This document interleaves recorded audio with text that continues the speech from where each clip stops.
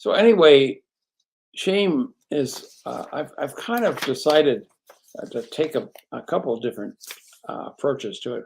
One of them, I have a self quiz which you can put up on the screen, Ben, and it's a list of the uh, 30 most common uh, shame-based beliefs about yourself.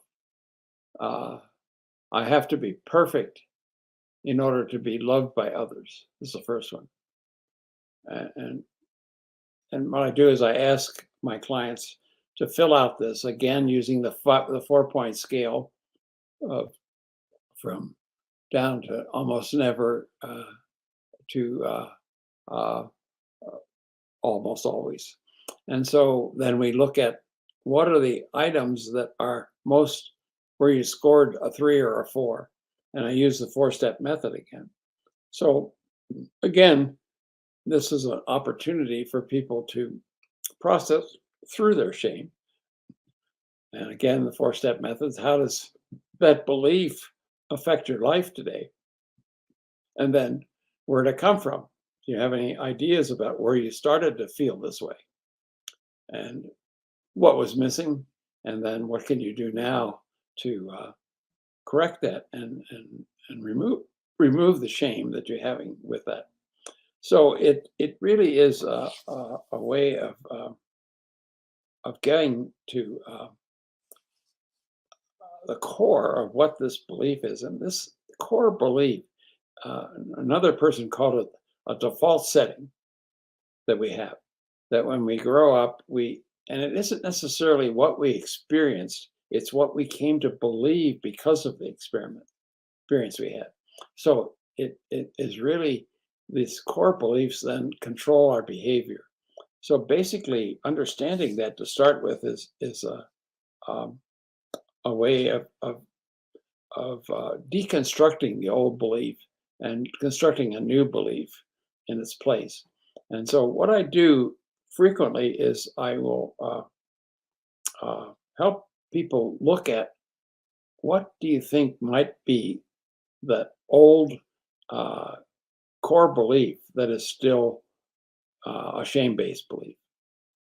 And most people can come up with something. They have, particularly when they've done this self inventory here, they have some ideas about what are the most common shame-based beliefs and which ones that they identify with. And then we look at what the effect of that is, how to deal with it, and how to change it.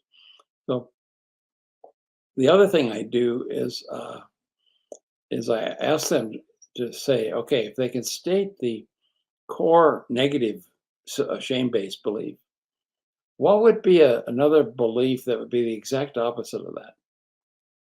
One that could support you outside of a shame-based existence. And that's what we then try to strengthen. And I have people sometimes do affirmations, and I use a different style of affirmations than most people use.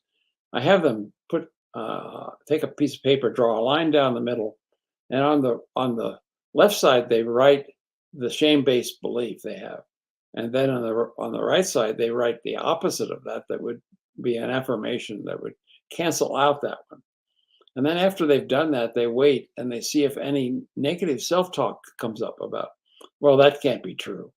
And so then you write down the negative thoughts that came up. And then you look at those and see if you can change them into a positive belief. And you keep going back and forth each time you get noise about why this isn't true. When you put down the positive belief, you try to change that to be a positive until you reach a statement where there's no negative belief to go with it. No negative belief comes up after you write it. And that's the one that I ask people to use and maybe post in their bathroom or in the kitchen and repeat it a number of times during the day.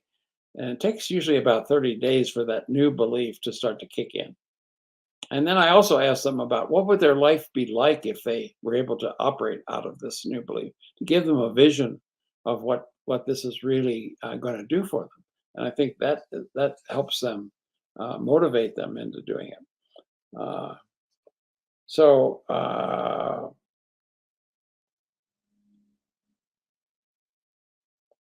some of the beliefs that, like, I have an OCD client who stated this way: I believe I need to control all of my actions, or something bad will happen to me or someone I love. And they are totally controlled by obsessive thoughts. And it's all shame based.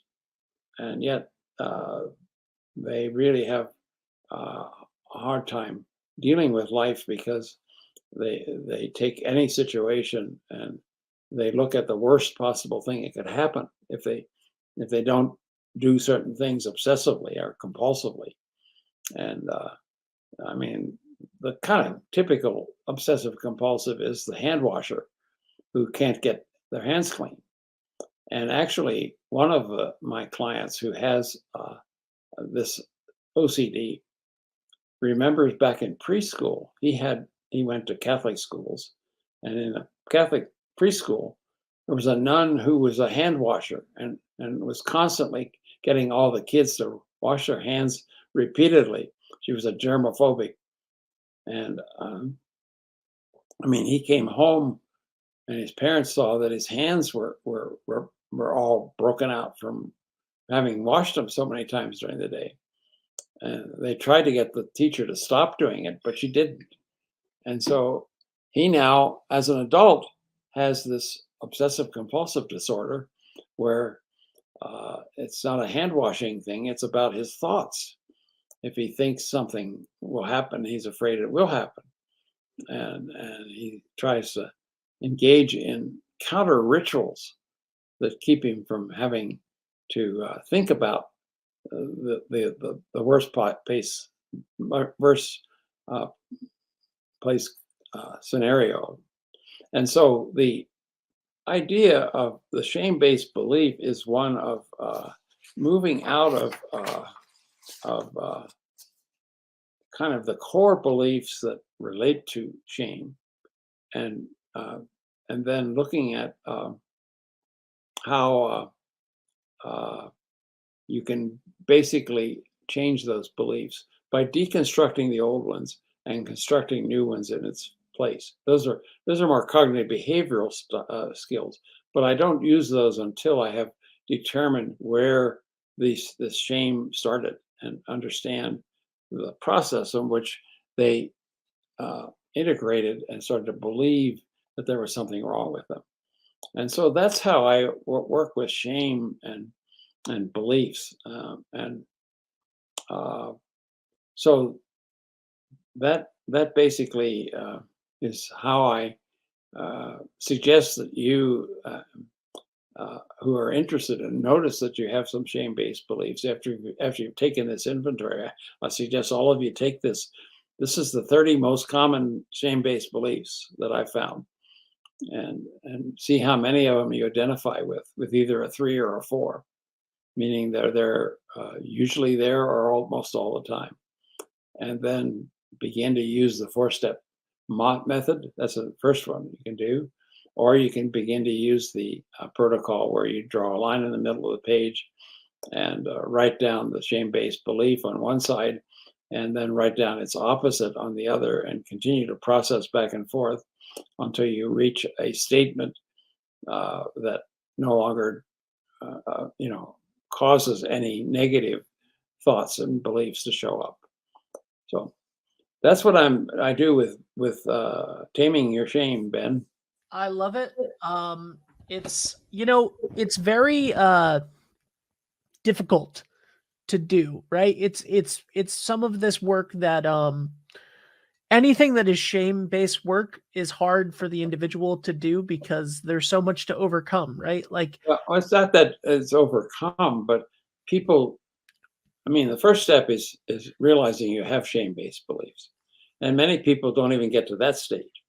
They have shame, but they project it on others, and they never. It's almost like I kind of look at it as somebody hits you in the back, and the first impulse is to point towards somebody else and get rid of the feeling of shame.